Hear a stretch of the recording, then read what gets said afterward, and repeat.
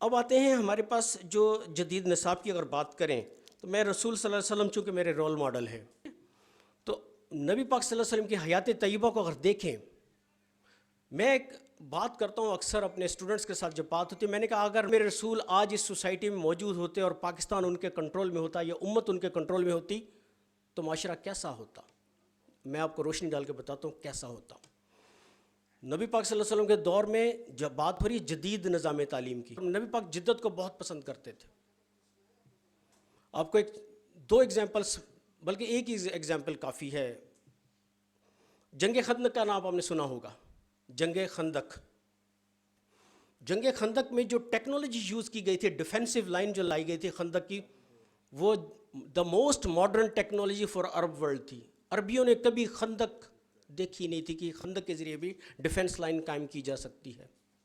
اسی طرح نبی پاک صلی اللہ علیہ وسلم ہمیشہ یہی کوشش ہوتی تھی کہ بیسٹ آف دا بیسٹ جو اس وقت کے ہتھیار ہیں وہ آرمی میں شامل کیے جائیں۔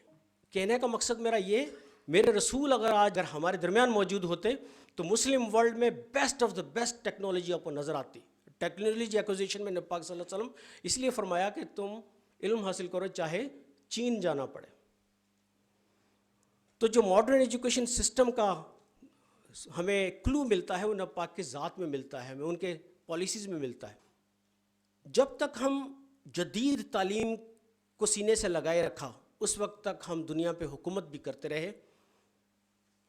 محمد بن قاسم یہاں آئے، سندھ فتح کیا۔ اس سے پہلے 2 جرنیل اور آئے تھے لیکن ان سے سندھ فتح نہیں ہو سکا تھا۔ فرق کیا تھا ان جرنیلز کی اسٹریٹجی میں اور محمد بن قاسم؟ محمد بن قاسم اپنے ساتھ جدید ٹیکنالوجی لے کر آئے تھے، منجنیقے لے کر آئے تھے اور دبابے لے کر آئے تھے۔ وہ دور سے پتھر پھینکتے تھے اور دور سے وہ اٹیک کرتے تھے، اور وہ آئے تھے بحری راستے سے۔ اور بحری راستے کے بارے میں بتاؤں، جتنا مضبوط بحری بیڑا، جنگی بیڑا اسلامک ورلڈ کا تھا اس وقت، پوری دنیا میں کوئی اس کے مقابلے پہ نہیں تھا۔ پھر ایک اور مثال دوں گا ایک اور جرنیل کی، محمد فاتح، جنہوں نے قسطنطنیہ فتح کیا، جو ترکی کا آج دارالحکومت انقرہ کہلاتا ہے۔ قسطنطنیہ جب فتح کیا تو قسطنطنیہ پہ بہت سارے یلغاریں ہوئی تھیں، کیونکہ اس کے بیک پہ نبی پاک صلی اللہ علیہ وسلم کی خوشخبری تھی کہ جنت ملے گی جو قسطنطنیہ کو فتح کرے گا۔